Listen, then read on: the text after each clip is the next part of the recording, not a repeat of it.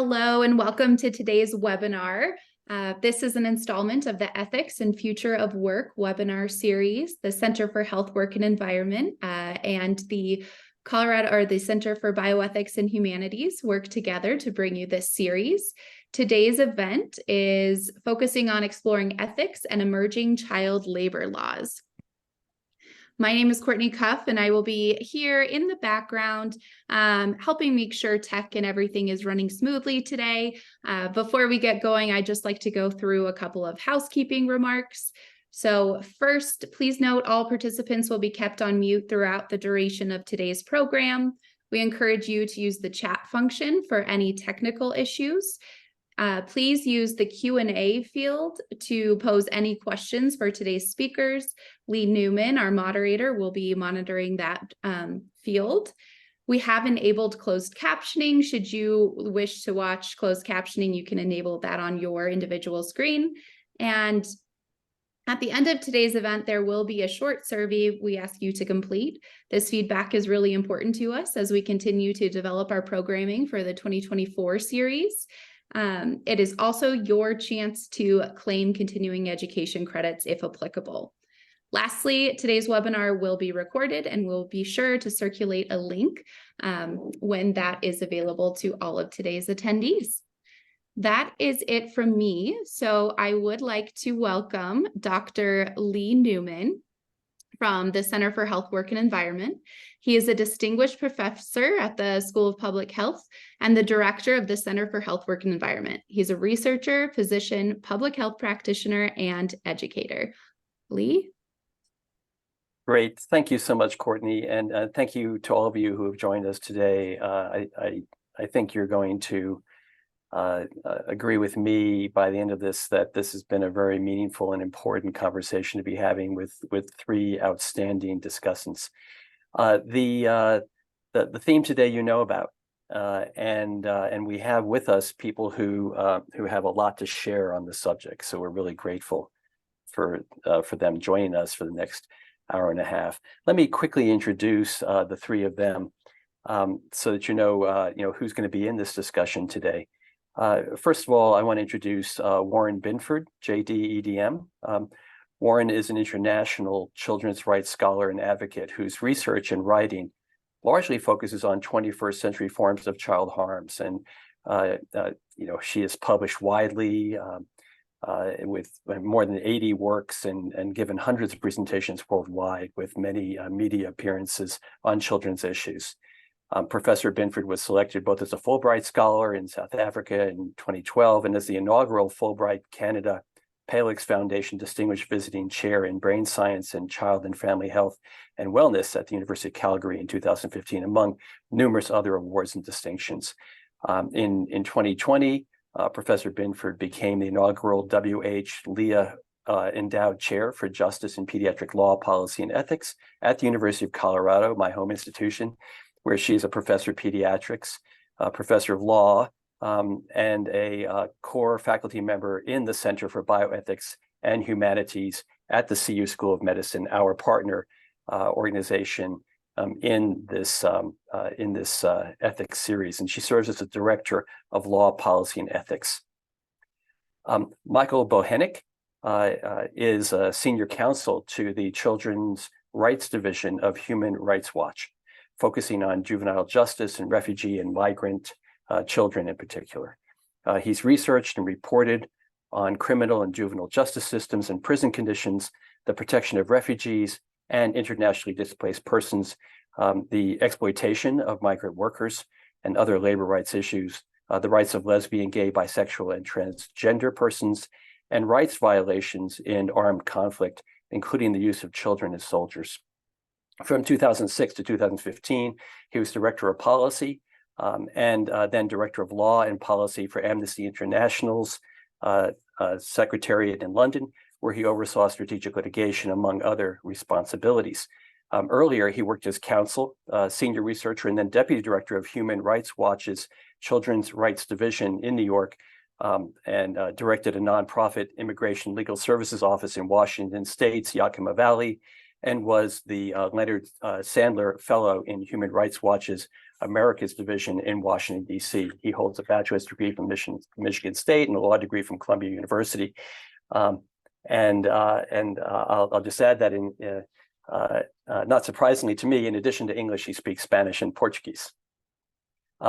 Maria Gabriela Breglia is a researcher at the Fundamentals International Labor Organization, ILO, and a research fellow at the Italian Center for International Development, the ICID, University of Rome, Tor Vergata.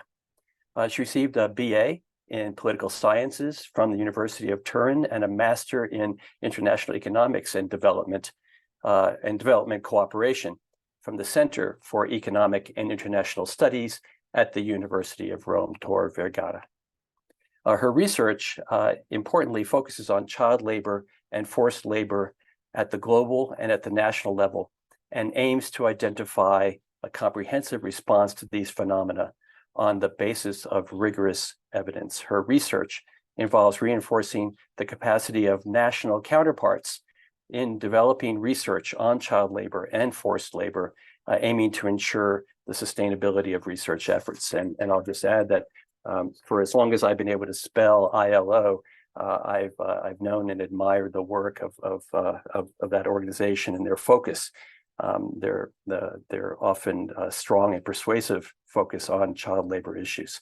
So that's our team for today, and I just want to thank you all for joining us. Now what I'd like to do is just to lay out for people how we're going to approach this. We're going to kick off with a brief framing that Warren is going to share with us, and then we're going to open it up for discussion. And I have some questions that I want to pose to the panel, but we're also going to be looking for questions coming out of the chat. So with that, Warren, let me turn it over to you. Thank you so much, Lee, and thank you everyone for joining us today. What Gabby and Michael and I were hoping to do in the first 15 minutes, 20 minutes or so is just to give you a general framework of the international laws regarding child labor, the international laws as they've been implemented in the United States, as well as child labor protections that we've implemented in the United States, the direction that seems to be going, and then to look at specifically what are the trends that we're seeing on the ground with regard to children working in the United States. So Gabby, let me hand it off to you. Thank you. Can you go to the next slide? Yeah, I am trying to do that right now, and it is not working for some reason. Here, there we go. Thank you very much.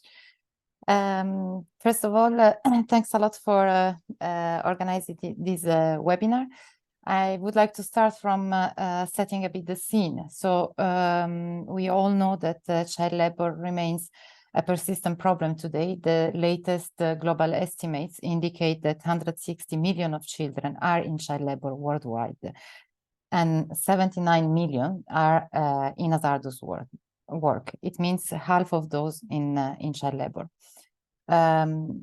It is kind of alarming that while child labor has reduced over the years, it has stagnated since 2016, indicating that there is a need for accelerated efforts to tackle it.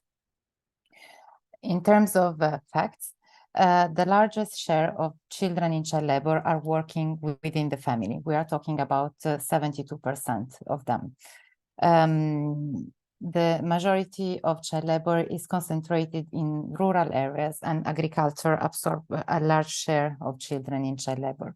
Agriculture is one of the sectors where children can be exposed to hazardous conditions, and we will discuss this later.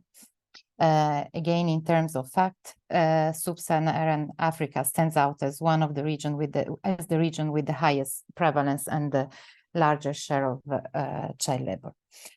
But now that we have provided some number, let's look into details at what child labor is. Next slide, please. Child labor is the work for which children are either too young or maybe physically or psychologically injuries to their health and well-being. It's especially a legal concept which stems from 3 international conventions: the ILO Minimum Age Convention number 138, the United Nations Convention of the Rights of the Child, the Worst Form of Child Labor Convention 182, and finally the recommendation on the worst form of child labor number 190 complement the worst form of child labor convention. The minimum age convention, it sets the minimum age for entrance at the labor market, in the labor market, and it sets the minimum age at 15 years. Or 14 years in countries whose economy or education facilities are not sufficiently developed. It also specifies that in any case, the minimum age for admission to employment shall not be less than the age of compulsory education. And it's also establishing that no child can be involved in hazardous work below the age of 18. The ILO Convention on Minimum Age allows some flexibility, as you could have understood already, in sense that we discussed that minimum age can be 15, but it can be reduced to 14, but also it's allowing the work of children between 13 and 15 years or 12 to 14, if this work is not harmful or doesn't impact school attendance. This is what we call light work. The UN Convention on the Rights of the Child, it's setting again the minimum age for admission to employment at 15 years and recognize the right of the child to be protected from economic exploitation. The worst form of child labor convention defines the worst form of child labor. That includes all forms of slavery or practices similar to slavery. You might think about human trafficking, debt bondage, and so on. Another form defined as worst form of child labor is the use, procuring, or offering of a child for prostitution, for the production of pornography or for pornographic performances. The use, procuring, and offering of a child for illicit activities. In particular, we are referring to the production and trafficking of drugs. And finally, it's defining as one of the worst form work by which by its nature or circumstances in which it's carried out is likely to harm the health, safety, or morals of the children. This latter is what we call hazardous work. Next slide, please. But what is hazardous work? It's work which exposes children to physical, psychological, or sexual abuse, work underground, underwater, at dangerous heights or in confined space, work with dangerous machineries and tools, work in unhealthy environments that expose children to hazardous substances, and work under particularly difficult conditions, such as working long hours or during the night. Again, there is some flexibility in sense that the recommendation invites countries to consider these categories of work that I mentioned. There are countries which have a complete list of hazardous occupation and activities, specifying the exact activity that shall be prohibited, that is prohibited for children. There are other countries that have a more general formulation and refers to work hazardous conditions and so on. So in all that I've been saying about the child labor concept, from the legal point of view, there is some flexibility that is allowed to any state. And it's also to be recalled that conventions needs to be ratified, and it's not the case for all the conventions to be universally ratified. The only universally ratified convention is the worst form of child labor convention, but this is not the case, for example, for the minimum age convention. Once the convention is ratified, then the countries adopts the legal framework to be aligned with the convention. And I now leave the floor to Warren. Thank you so much, Gabby, and thank you for that overview of international laws. Now what I'd like to do is focus on what the U.S. legal landscape looks like. When you look at the international legal framework that Gabby just gave us an overview of, you will note that there are two critical treaties that the U.S. has not ratified in this space. The first one is the ILO Minimum Age Convention that Gabby just described, and the other one is the Convention on the Rights of the Child. The Convention on the Rights of the Child is particularly striking for the U.S. not to ratify because, in fact, the U.S. was the most active participant in the negotiation of that treaty of any drafting country in the world. That basically that drafting process started in 1979, which was the year of the child, and that continued for an entire decade until 1989. And during that drafting process, during that 10-year period, the U.S. contributed more content to that treaty and revised the contributions of other drafting countries than any other participating country. Unfortunately, when it came time to actually sign and then ratify the treaty, it took 6 years from 1989 to 1995 for the convention to be signed.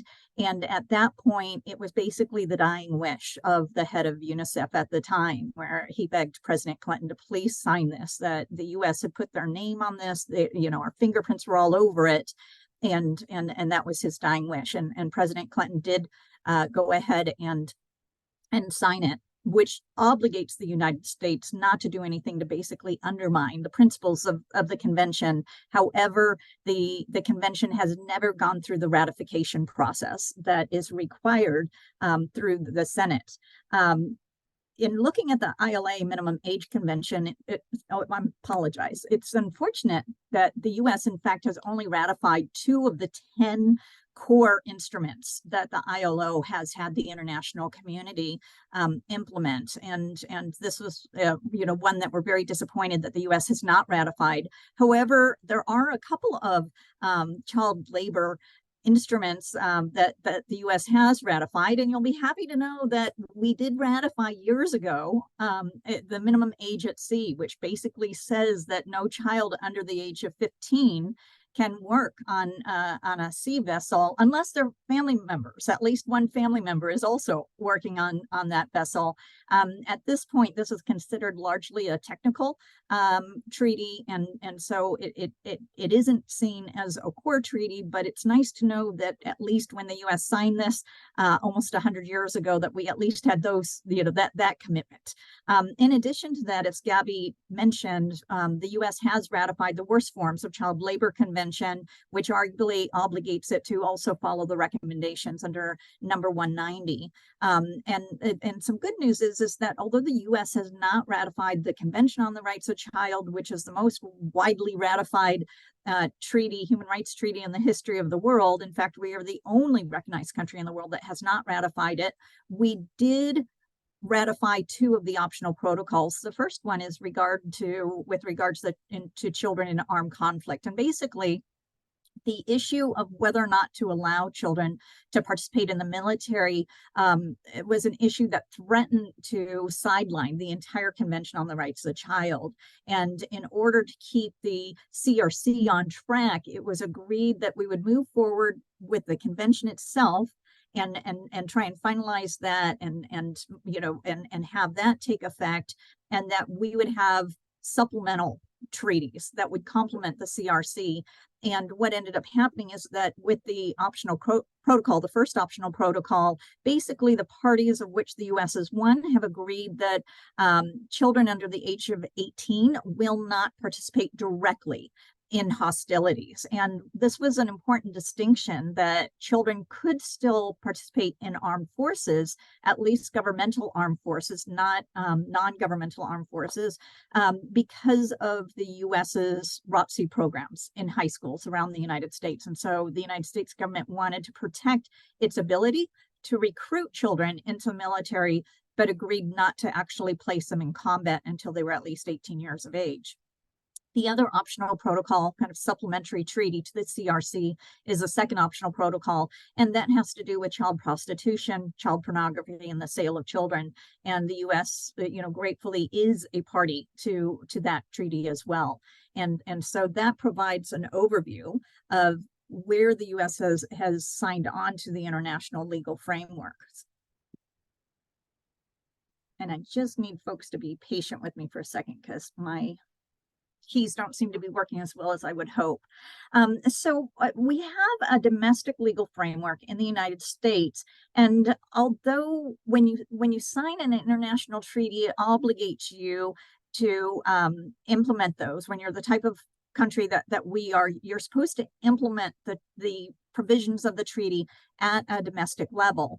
And the truth is that we had many of the protections that are laid out here prior to the CRC and prior to the ILO's treaties. And there was a movement in the United States that dates back to around the 1930s, starting in the 1930s, where we, of course, embraced child labor throughout the 1800s, when we exploited a lot of people to try and build up our country. And this continued into the early 20th century. And then during the Great Depression, as we started to rebuild society, there was a tremendous movement in the United States to stop the exploitation of children in labor. And so we placed limitations on them.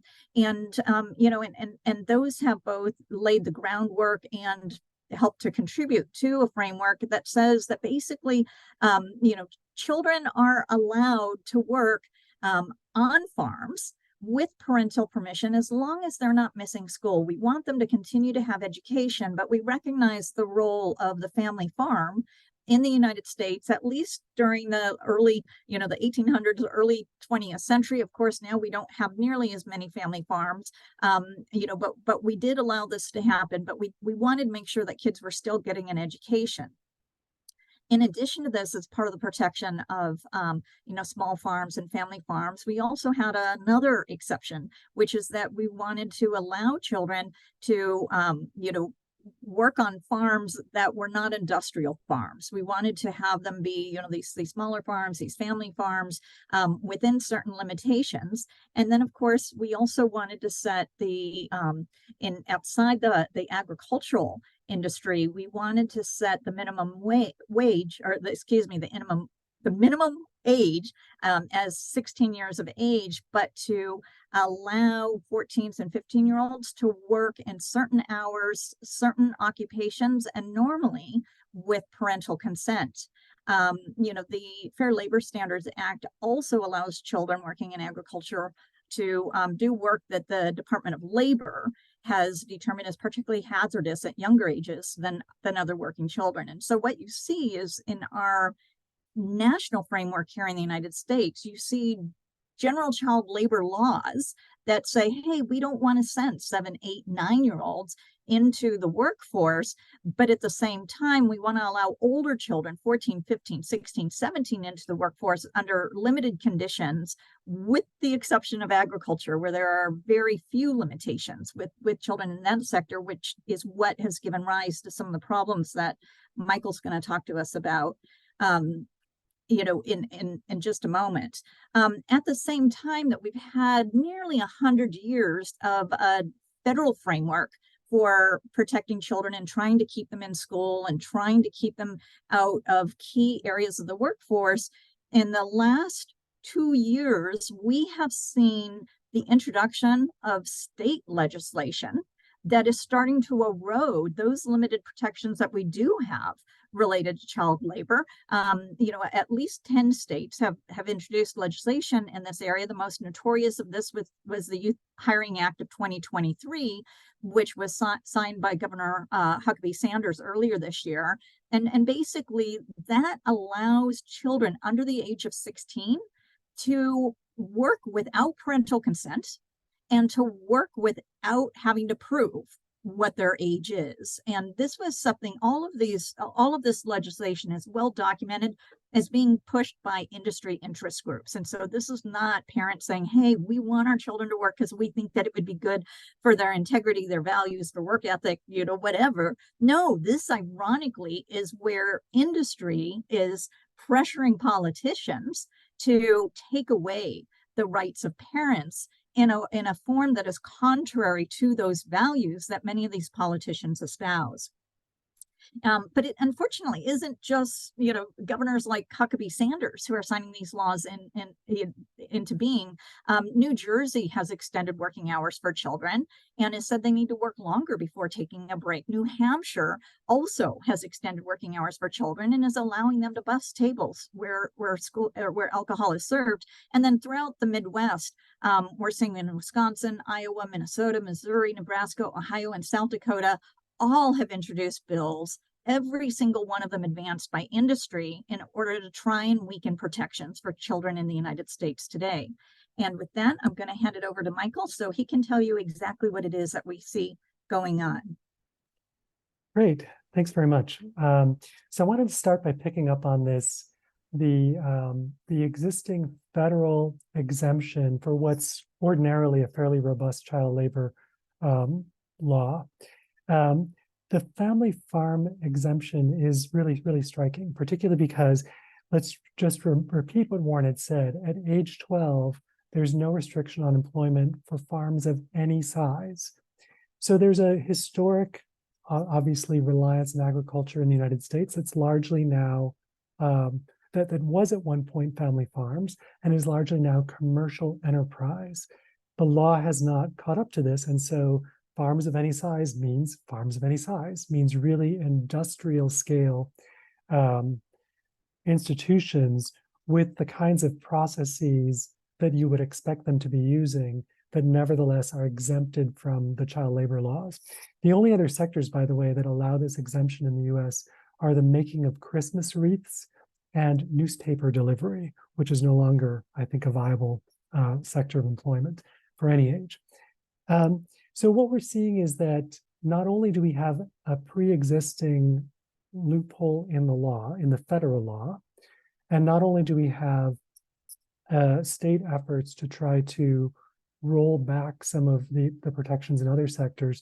I don't understand, by the way, how they can do this. States are free to increase protections beyond federal law, but I don't understand that there's a legal basis for them to reduce the exceptions under federal law, except insofar as we're talking about things that don't ever cross state lines, that don't ever otherwise implicate any federal, receive federal funding, don't have any other federal connection, which is incredibly limited in the context of the reality that we talk about modern manufacturing, modern production, modern commerce.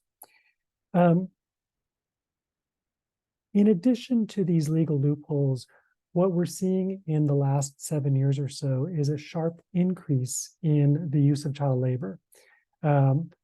Meat packing facilities, other kinds of factories, sectors that aren't covered by the farm loophole, and also are ones where monitoring is actually a little bit easier, right? They're not sprawling fields. Factories have, we've always thought, traditionally been much more easy to achieve compliance in. I mean, I say this with many, many caveats, but because they're more central and it's just a little bit easier with the appropriate political will and the appropriate resourcing to ensure compliance.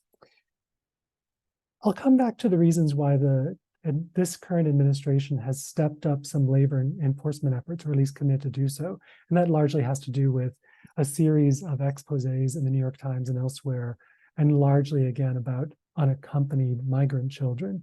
But let's move on to the next slide, and just reinforce that, for a lot of the work that Human Rights Watch is doing, we're talking about the use of children in labor in this agricultural sector.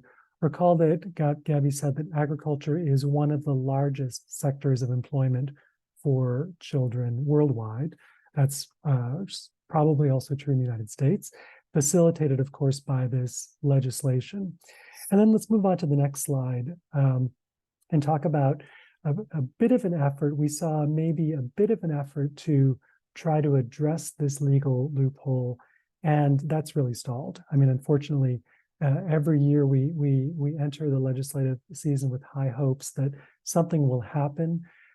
This year we had some hopes that there might be some combination of migration focus and labor focused legislation, but for a variety of reasons that have to do both with the thorniness of migration as a political issue in the US as and elsewhere, as well as legislative inaction more generally. The current situation in the House is an extreme example, but not, but a sign of the larger concerns. We're just not seeing much leverage. If we move on to the next slide, I do want to say a few things about migrant children and the use of children, and what really is, I think, among the worst forms of child labor.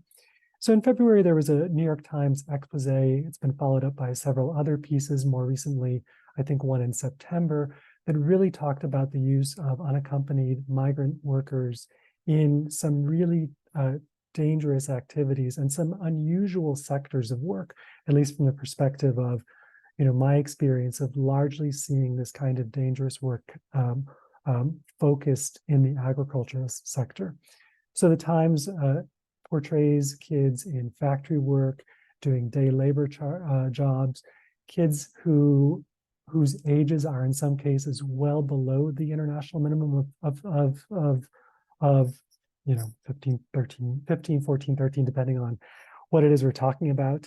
I think parenthetically, this light work exemption in Convention 138 is not really well understood worldwide and has a great potential for misuse. But in the US, there should be no question that 12 and 13-year-olds should not be working in these kinds of settings. The exposés reveal what I think are classic signs of the worst forms of child labor. And so there are accounts of kids working on conveyor belts that pack breakfast cereals. They talk about fast-moving pulleys, ears that have torn off fingers in other cases, ripped off scalp from some of the workers, some of the adult workers. Really some gruesome stuff that I won't recount in detail. Working involving giant ovens, other kids working at heights on roofs, replacing shingles and things like that. Work in slaughterhouses using pressure hoses that bruise shoulders, bruise boys' chests, involve the shooting of scalding water with hot steam, exposure to roaring machinery, really loud machinery, presumably also sharp tools, other kinds of dangerous machinery.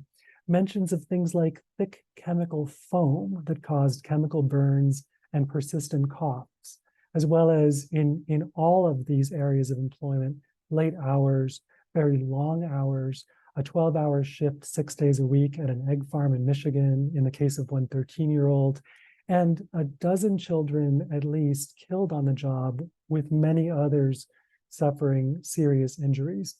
Now, there were other kinds of work portrayed that were not clearly hazardous, and I think that's important to recall, that we do, as Gabby said, have to do this case-by-case analysis to figure out whether work is hazardous. But nonetheless, I think we also should look at both in the ILO framework and in the Convention on the Rights of the Child, notwithstanding the US's non-ratification, the extent to which that work interferes with education. And so teachers were talking about kids falling asleep during class. Actually, the words that he used were passing out in class from fatigue and hospitalized twice. Ultimately, she dropped out. This girl dropped out of school. other kids describing feeling sick from working so long, experiencing exhaustion in other ways, and so on. So some really serious kinds of outcomes. In this case, in the case of the New York Times expose, all involving children who had arrived from other countries, typically South America, were unaccompanied and were in the formal custody or had been of the U.S. Department of Health and Human Services. There's a couple of things that I think we could talk for a long time about this, but I think I want to say some striking things about the expose and the responses to it.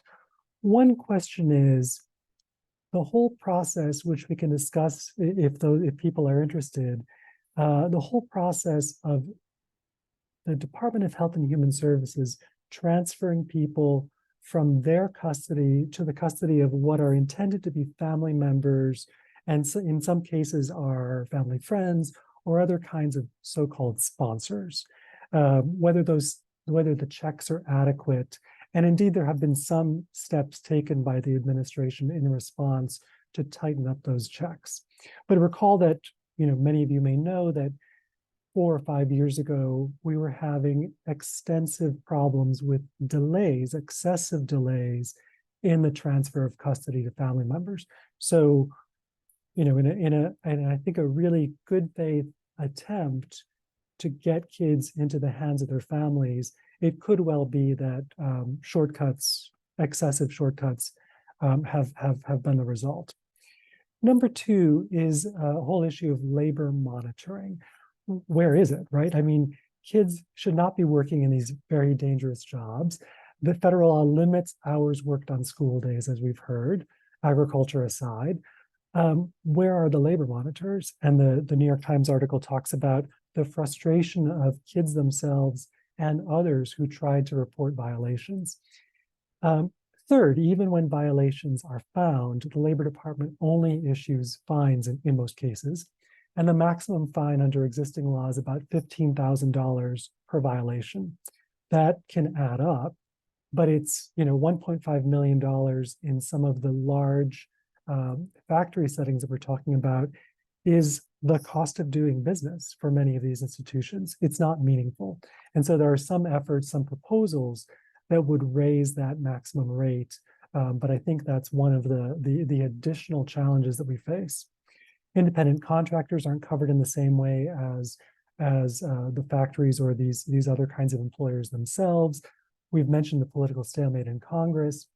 And then finally, I think it's important to really challenge what I think has been one of the outcomes of this news coverage, which has been a tendency to focus on migration policy rather than labor enforcement and labor rights enforcement. And by that I mean just that there's a lot of pointing fingers at things like the Trafficking Victims Protection Reauthorization Act, the TVPRA, or the agreement, a longstanding settlement agreement that allows unaccompanied children to be out of jail-like settings and with families. And all of those, that legal framework exists for very, very good reasons that we can discuss later in this session. What doesn't necessarily follow is that that's the reason why kids are working, right? That we could quite easily have adequate labor protections and also a protective environment for unaccompanied migrant children in terms both of entry as well as access to asylum or other legal status, as well as, in the meantime, being with the most protective setting possible, that is family members. Let me pause there, and Warren, I know we wanted to go into more discussion. Yeah, Michael, thank you so much for that, and Warren and Gabby for taking the time to frame this. There are a lot of directions we can take this discussion. I want to let people know that the Q&A, I am monitoring that, and I will we'll be hearing some responses to those questions during the remaining time.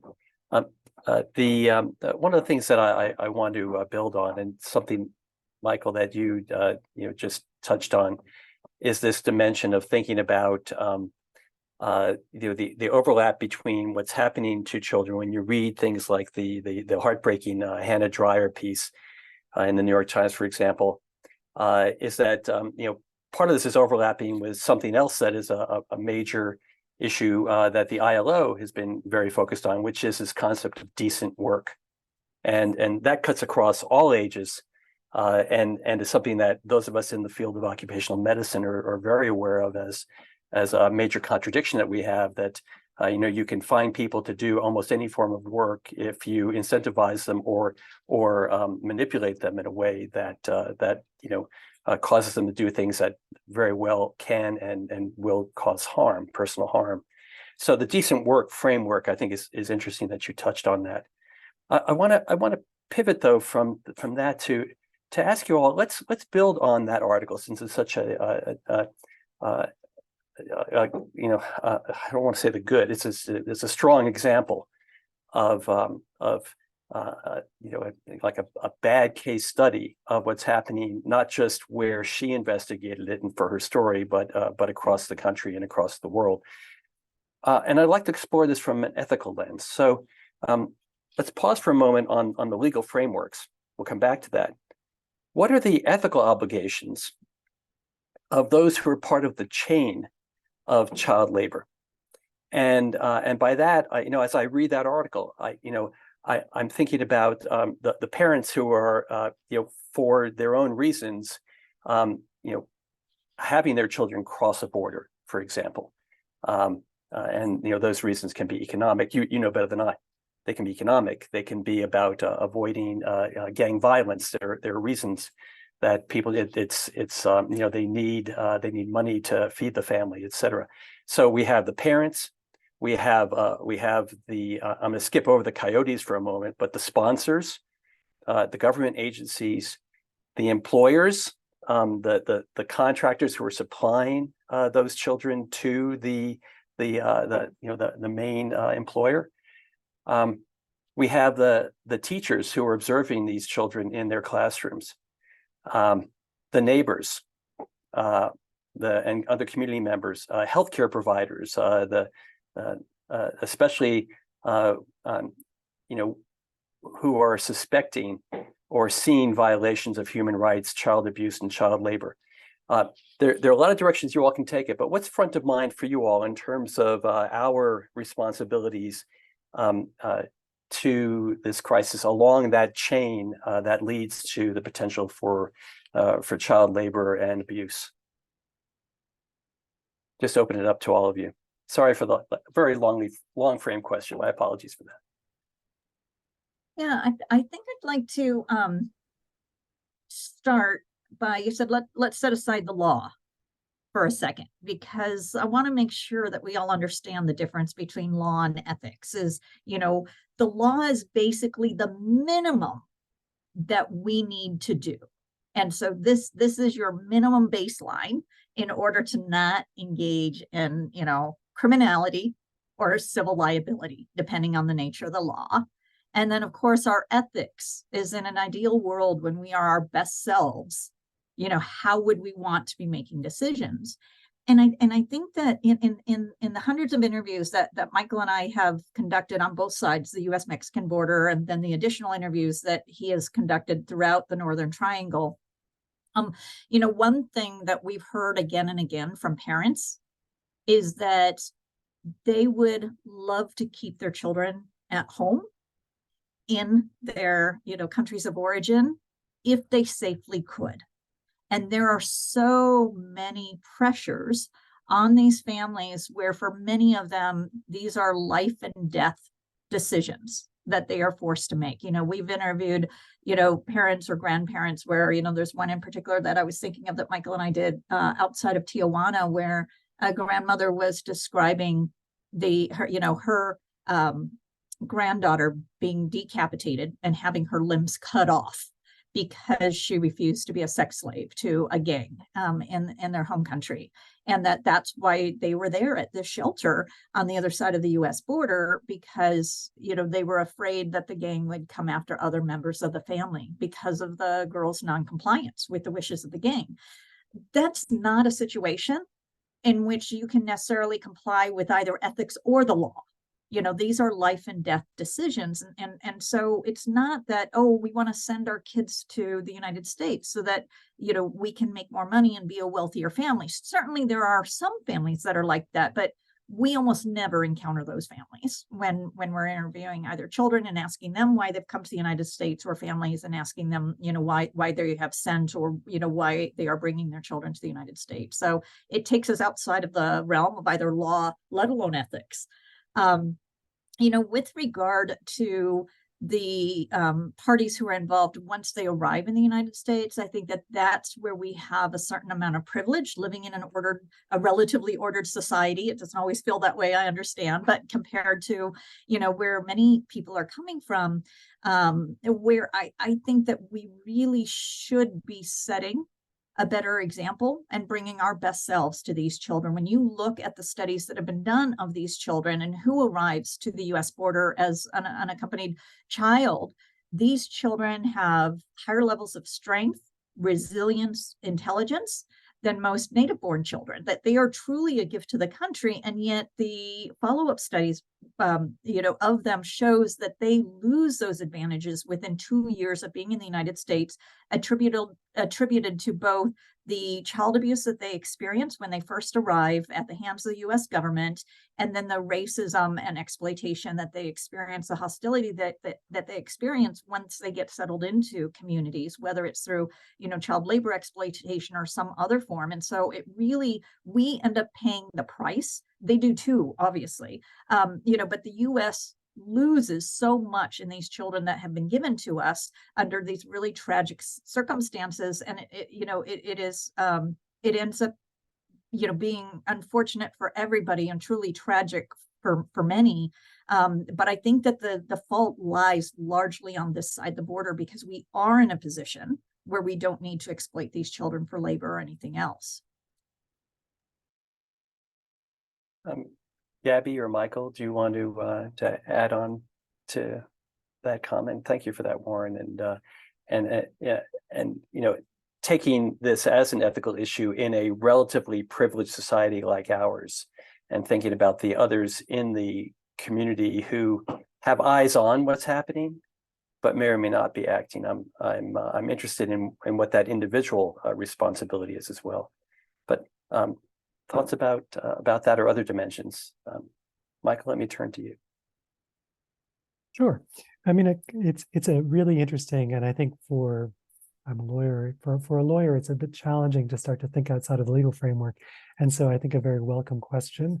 One of the striking things that I recall from rereading the various New York Times pieces on unaccompanied migrant children working in these settings was a statement by another factory worker, and I think actually somebody who was in charge of staffing, not necessarily just any old factory worker, who said, you know, like, I'm really worried about these kids, but it's not my place to do anything. And I didn't remember that the first time I read through this when these stories were coming out, but I thought to myself, is it not really? I mean, first of all, I think she does have a formal staff employer responsibility, but beyond that, I think this is where some of those ethical questions you're raising come into play. She has more information than most people do, and more reason to believe, at least, or possibly to know, that kids are working using falsified documents, possibly under false pretenses, possibly not just in situations of exploitation, but in circumstances that have the classic signs of trafficking in persons.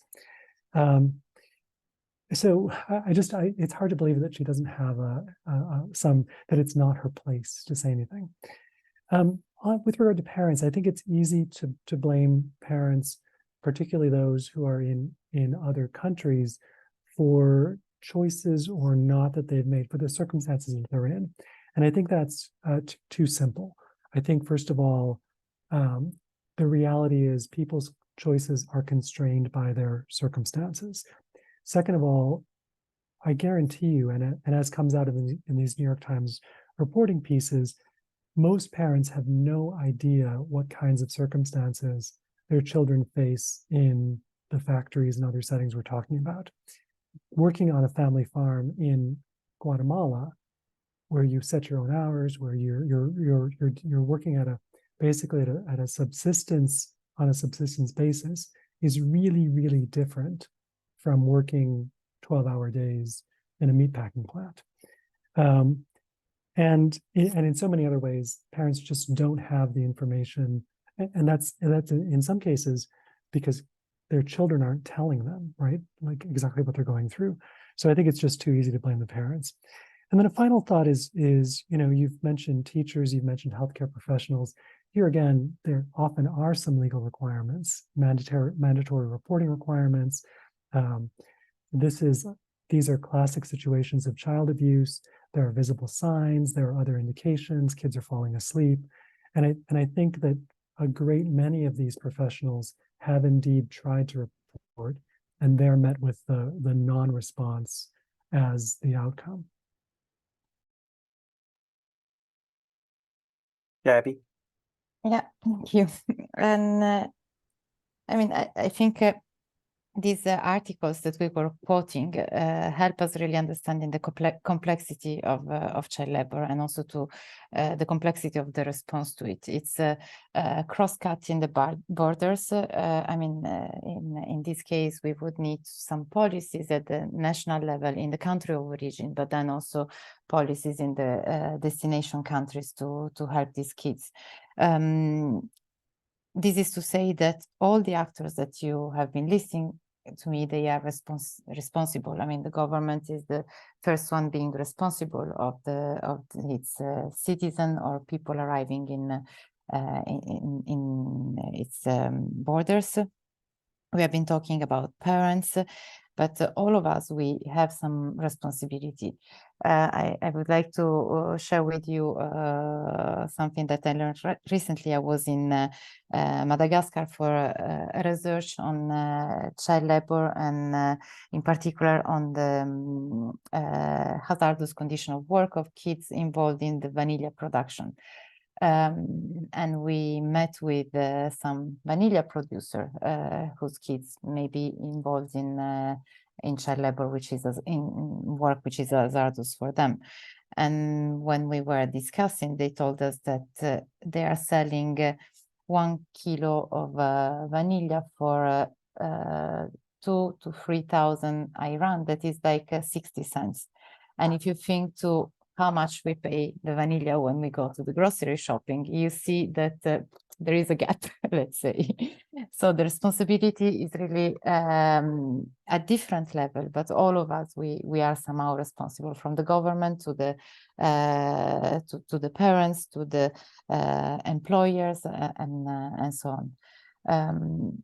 What is often working in, I've observed in several countries, is what we call child labor monitoring systems.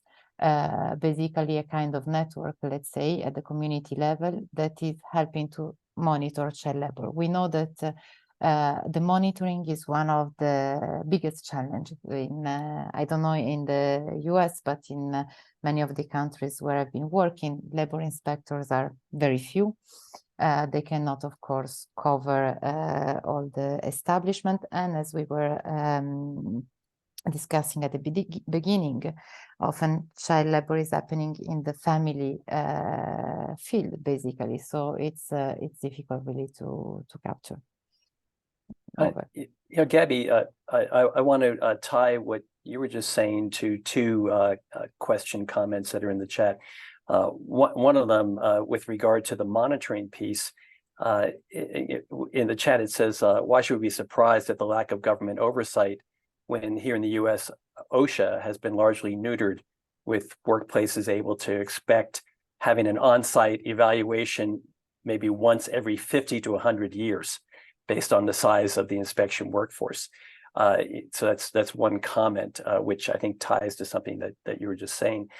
But I want to jump to something which I think is sort of a leap to the next. Those of us who are at the on the consumer end. So how can consumers make more informed choices? And is there a place for us in this pathway, in this equation of child labor? Where do consumers fit in? So, I bought Madagascar vanilla. You taught me something today I didn't know. I'm going to think very differently about it the next time I reach for it. What's the consumer? How can we make more informed choices? And is there a role for us in this? It means responsibility of doing some homework, I would say, because quite often we can find information by Googling. I do, let's say, I'm talking about myself just in my little word. I'm trying to select goods where it's clearly explained where let's say, the supply chain, for example, or the maybe fair trade goods. I mean, we have a margin, and maybe I'm too naive, but I hope that at a certain point, if we consumer, we are enough looking for some products that respect due diligence, then we create a demand, and so this will influence also the supply. I'll turn that back, Michael. Yeah, it's I mean, we're working in an imperfect world where we don't necessarily have the right information, and where sometimes our choices are between, bad and less bad. So I think as long as we are willing to do the kind of work that Gabby's mentioning, not, recognizing we can't do this for everything, right? You need an ingredient now. There are limits to sort of like in our daily lives, how much Googling we're going to be able to do before we pick up every product in the supermarket. So cutting ourselves a little bit of slack, but really trying. I think the other thing to keep in mind is that companies are incredibly responsive to pressures along these lines. Many companies, not all, but many companies are quite responsive.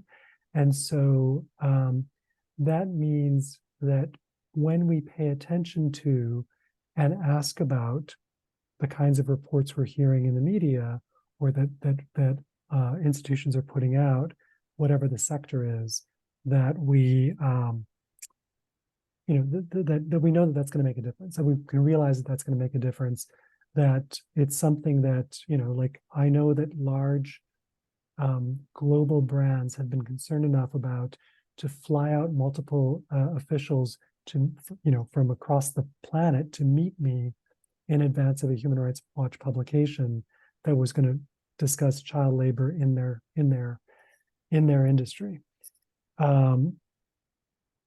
So I think it's worth bearing in mind that it's a bit of a medium-term struggle, but it has results.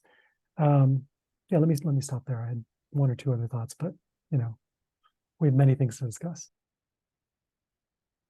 The only thing that I would add is that we don't need to buy nearly as much as we buy in the United States. So you don't have to spend a lot of time outside the United States of America to appreciate what a morbidly, indulgent consumerist culture that we're a part of. And I commit that sin to, every week. So I'm not saying that I'm holier than thou, but when you look at the challenges that we face, whether it's child labor, whether it's labor exploitation more generally, whether it is the climate crisis, so many of our solutions are embedded in simply living simpler, less consumer-driven lives. And so if you really want to avoid child labor, the best way is to do as much as you can to cut back on your consumerism and to live a more simple life. I think that's a fabulous statement. I feel like, the economists have drummed into me that there's one thing that everyone wants: more. And reversing that notion is something that I think we can be aspiring to, and that maybe is the ultimate consumer response. Gabby, do you want to add? Yes, I just want to add that I think it's important in this context to, as we are all sharing this view about, let's say, the power of us as consumer, not to forget that other actors, and particularly the government, is mostly responsible. I mean, we are talking about ethics, of course, but there is a legal obligation of the state to protect kids. I feel a bit maybe the risk is that if we move too much the emphasis on our role, that I'm not against, I'm for pushing it even more farther. We risk to forget that in any case, the government has one of the main responsibility when it's coming to deal with child labor by addressing its root causes, like vulnerability of the families and exploitation and so on. So tying into these last several comments, I'm going to read to you one of the comments or questions in the chat, in the Q&A. So the U.S., although not allowing child labor domestically or trying not to allow it domestically, has exported resource commodification abroad to countries that may be more lenient on child labor. Think of mining of metals for electric vehicle batteries in the Congo is the example given. So how should we be combating, this is an ethical question, how should we combat this contradiction? Especially as we are trying to transition away from fossil fuels. So it's a compound question for sure. But the part of that continues to, I think we struggle with is, we may push it off of our plate, but isn't it landing somewhere else and continuing to be, at the end of the day, there are still children who are going to be exposed to those hazards. And I would like to mention that the US is also putting a lot of efforts in supporting countries less developed in eliminating child labor. The research I'm doing in Vanilla that I mentioned earlier is funded by the US Department of Labor. There is several research nowadays. My background is research, so allow me to be biased. There's a lot going on supply chains, especially these goods we were talking about, mica, sapphires, or others that are largely exploited in the West world. It's very hard to. There is not a response, and I think with ethics, that's a bit the trick. We don't have a response. We mostly ask ourselves questions. So there's not a single solution, but I mean, the US is also working in the good direction, not only moving the production of goods where labor is cheaper and exploiting kids. I appreciate that, Gabby, and I think it's worth recognizing where good works are being done, whether it's Human Rights Watch, whether it's the ILO, whether it's the U.S. Department of Labor helping to fund the further research, and we know there are good works happening, and I think that's very important for us to bear in mind. Along those lines, and Gabby, you are a researcher and a researcher on the ethical issues of research on child labor, and when we do research on the problem of child labor, part of that's driven by where the resources are coming from, where the resources are, where are they applying the resources. Is that creating a disparity as well? Or are there some things that we need to be thinking about from a ethical conduct of research on child labor that you'd like to share? Well, thanks. Tough question. There is, of course, there is some disparity. It's, I think, quite easy to see that that we recently launched a gap map, an evidence gap map, which is showing quite easily, for example, that research is, for example, less extensive in Europe or US and so on. There is disparity. but we are trying to how to say, to help researchers to do their own research by providing tools so that we can eventually tackle this disparity. It's also true that with all the respect and for the situation in the United States, there are countries where child labor rate stands at more than 20 or even more than 30%, where there is more need, I would say, to put our resources. We live, unfortunately, in a world where resources, financial, technical, and so on, are limited. So it makes sense also to prioritize somehow the resources to where there is more urgent need.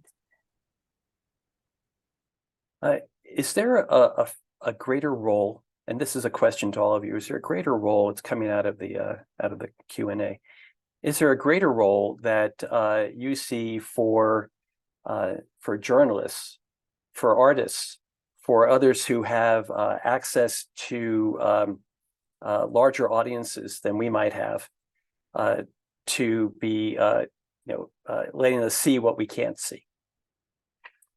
How should we be engaging with some of these, I'll call them partners? Yeah, no, I think it's critical that we recognize that journalists and the media are our partners in holding us both ethically and legally accountable, that they are the ones who are able to devote, time, energy, resources into doing these deep dives into problems in society that we might not be aware of or might not recognize. And, and the work of Hannah and others, I think, is critically important in holding us accountable, both as a society generally, as well as industries. That, Michael and I, we can, work on impact litigations, and try and hold industries accountable from a legal perspective, but that doesn't necessarily change the hearts and the minds of citizens. That's where you see the impact of not just journalists, but as you said, poets, novelists, playwrights, artists. That you look at Steinbeck and the impact that those novels had in America's understanding of some of the dangerous aspects of labor and the tremendous upheavals that were going on in American society at the time. We need to partner with those creatives and journalists if we really want to change society, or at least hold us accountable to the ethics that we espouse. So absolutely. I want to remind people, and David Weil, thank you for putting this in the chat, of the work 100 years ago of Lewis Hine, who was had a profound influence in our understanding of child labor in this country. And I'll also add to that, you mentioned poets, Robert Frost, who I have to imagine was influenced by some of the photographs that he saw from Lewis Hine's work. They can have an impact. And this was at a time when we were, just really beginning to reckon with child labor in this country during the Industrial Revolution. So thank you for that comment. There's some questions in the chat that I want to at least have some quick responses to. There's one question coming back to parents for a moment. Has there been a situation that parents have been charged with child abuse or endangering the safety of the child? And this would be in the context of child labor.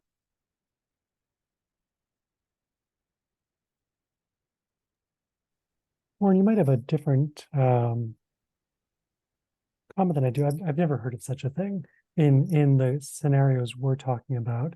I mean, in particular, when we're talking about unaccompanied children, the parents are in a different country, and there's a whole set of practical questions about how that might be done.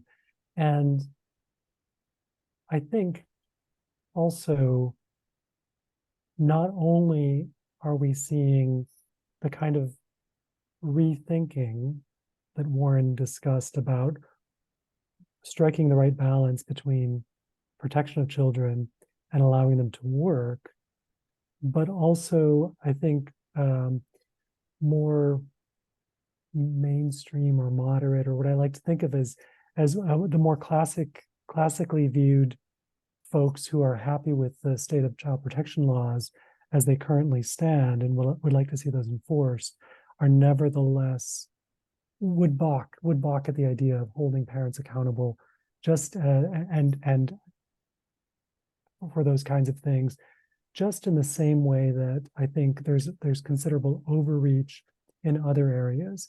A kid misbehaves at school. I'm not talking here about a parent who buys a gun for a kid, but rather a kid is misbehaving at school or engages in shoplifting or whatever, and efforts by law enforcement to go after the parents seem really both misplaced, practically speaking, ethically questionable, and legally indefensible.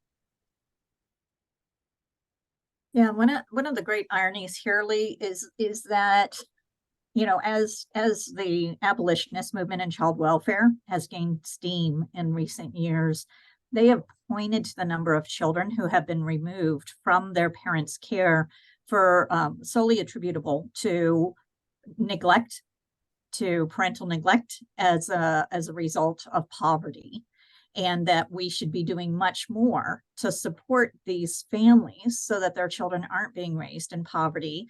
And the irony is that, you know, if you have or allow your child to work because the family is impoverished, you're less likely to have your children taken away theoretically than if you simply rely on the parents' inadequate income because of the general, you know, labor exploitation and the loss of workers' rights and influence that we're seeing in the 21st century. And so, ironically, you probably would be less likely to have your child taken away if you had them work than if you didn't. And that's, you know, talking about, you know, not a 6 or a 7-year-old, of course, but, you know, 14, 15, 16-year-old who might be that teenager who's described by the teacher as, you know, falling asleep, exhausted. And I know that, you know, we have seen kids coming into EDs where they are exhausted, you know, maybe showing signs of heat stroke, et cetera, working on a roof.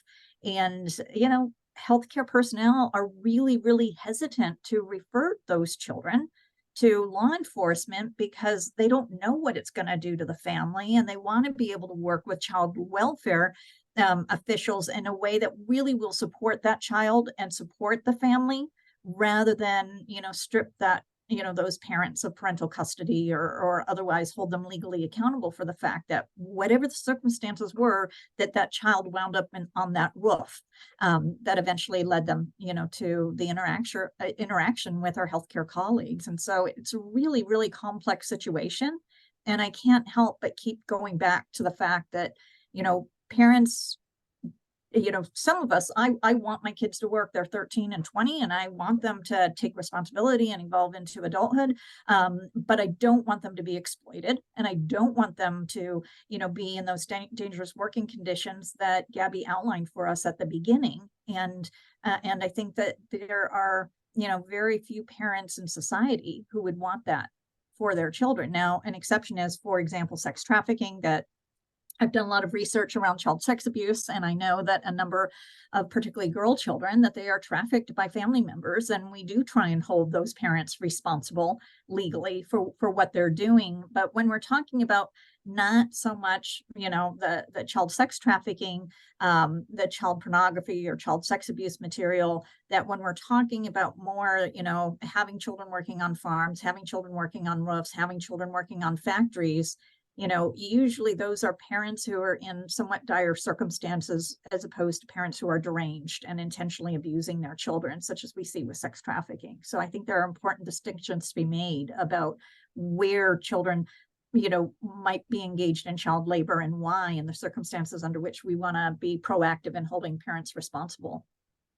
Yeah, I appreciate that you're presenting us with the complexity of this, because you know, as you said, and you shared this with me a couple of weeks ago when we were chatting about, you know, the obligation of adults to prepare next generations to be productive members of society. You said that, I wrote it down, and I think that's a great framing of it. And what you're articulating is the challenge of how do we create opportunities for them to become those productive members of society and working in decent work safely, and yet mitigate the risk of exploitation. So, thank you for that. I want to And can insert. Oh, go ahead, sorry. please. Go ahead. No, I Please, just Gabby. wanted to mention about the parents is that as we were saying, many kids, they are working with their family. And very often the parents, they just think that the child is working with me, so it's not dangerous. I mean, how it can be dangerous with it if it's with me? But that's not the case. So there is also some awareness to be directed towards parents so that they understand what is dangerous and what is not for their kids. Often there is some underestimation. There is even some, I mean, I'm just back from Madagascar, so I'm really sorry for making the same example again. But for the parents, the fact that kids are involved in Vanilla is something good for them. I mean, it's something to about which they could be proud, and they don't see that they are at risk of harming themselves because of the tools they are using. They involve them even when they are very, very young. And we see in the research results that the younger the child, the higher the risk of being injured because it doesn't have the experience to manipulate the tools. So the response to child labor, as I mentioned already, is very complex. So on the one side, we need to address the vulnerability of the family so that they are not pushed to send their kids to work, but also parents, of course, has a critical role to play and should be aware of the consequences for their early involvement of kids in work, including the missed opportunities for a decent job when the kids become adults, because if they don't go to they don't benefit from school, then the likelihood that they get a decent job is very low.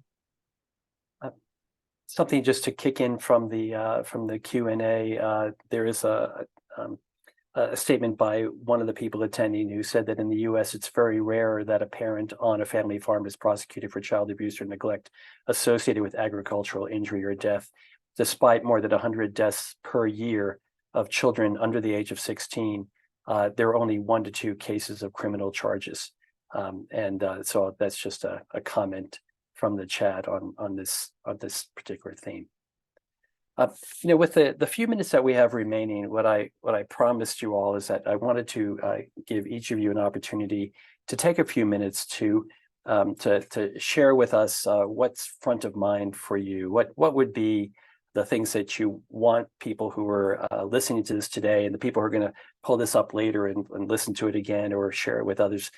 What message do you want to leave our audience with today? And for that, I'd like to start with you, Michael. Sure. And you've got a few minutes. I left enough time for you to give us your message. Great.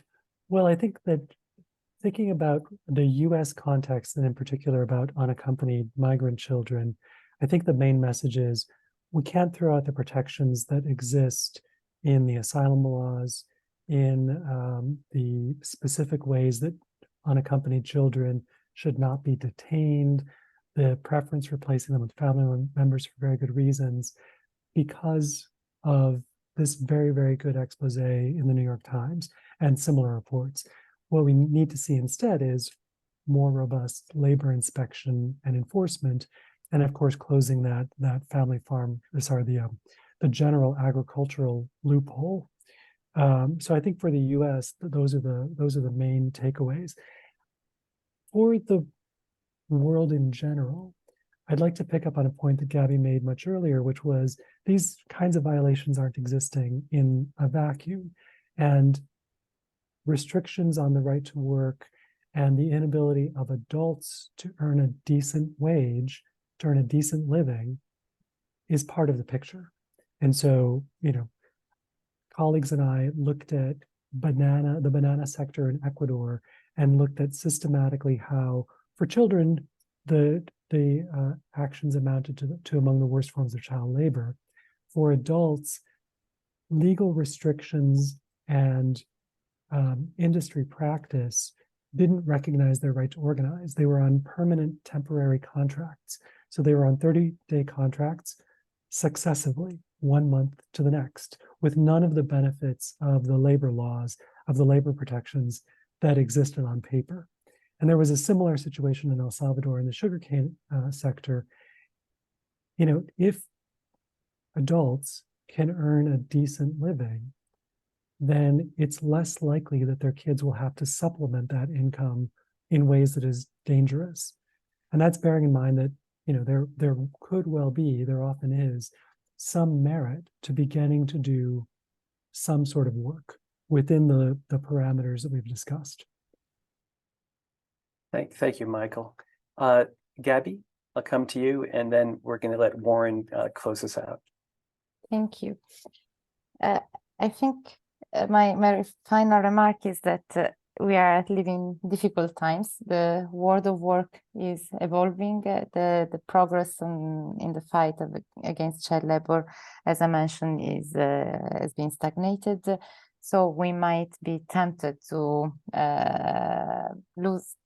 feel that we are losing the fight, and can be frustrating. But this is not an excuse to quit the fight to eliminate child labor. On the contrary, it should be seen as a moment where we really need to do more, notwithstanding the difficulties. And I think we can do at different level in our life as consumer, in our professional role for some of us. And when we are thinking about child labor and ethics, really, I think the guiding principle shall be the best interest of the child, whether it's thinking about the legal framework, the enforcement, or doing research. So that's. Thank you, Gabby. Warren, it's to you. Thanks, Lee. In less than 2 months, we are going to be celebrating the 100th anniversary of children's rights. It was in 1924 that Eglantine Jebb climbed to the top of Mount Saleve in Geneva and was inspired to write down what are the 10 basic principles that we owe to children. And, she wrote out, mankind owes to children the best that we have to give. And then she took those principles down to the League of Nations, where they were promptly adopted. And it was an international statement that can guide us to this day. That became the beginning of the 20th century human rights movement, which of course gave rise to the entire legal framework, both that Gabby described, as well as many other elements of the human rights framework. That human rights framework was centered on children. It began with children, and it was, approximately 10 years later that we, of course, started to prepare our protections for child workers in the United States. And somewhere in these last 100 years, we've lost our way, that we were using children as our North Star to figure out how to be the best that we have, the best that we can be, and to give children the best that we have to give them.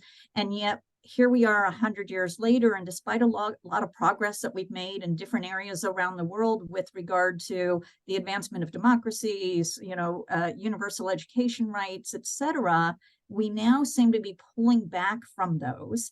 And in doing so, we are at risk of losing our way, losing our inherent humanity, losing our ethics, and we even, as we've talked about today, starting to engage in illegal conduct where people who are employees of an organization, as you quoted earlier, look away when they see child laborers, toiling. And we understand that throughout the Convention on the Rights of the Child, we are guided by an evolving capacity model of the child, where we want to give them more and more responsibility as they become older and older, so that they can take over society from us. But when we start to exploit children and start to harm their development and undermine their ability to be responsible adults, and that when we model for them unethical behavior, then that will eat away at our society. We in the United States are looking at an aging society, And that is being coupled with more young people delaying entering the labor force so that they complete their education, so that they can have more, higher incomes that they can use to sustain them and their families across the lifetime. And of course, we now have this movement, this nativist movement that's taking us away from immigration, which we're dependent upon in order to provide adequate labor in the United States economy. And at the intersection of these changing elements, which are compounded by the partisanship and, you know, and the conflicts, the social conflicts and political conflicts we're playing out at society, we're allowing children to be targeted and victimized.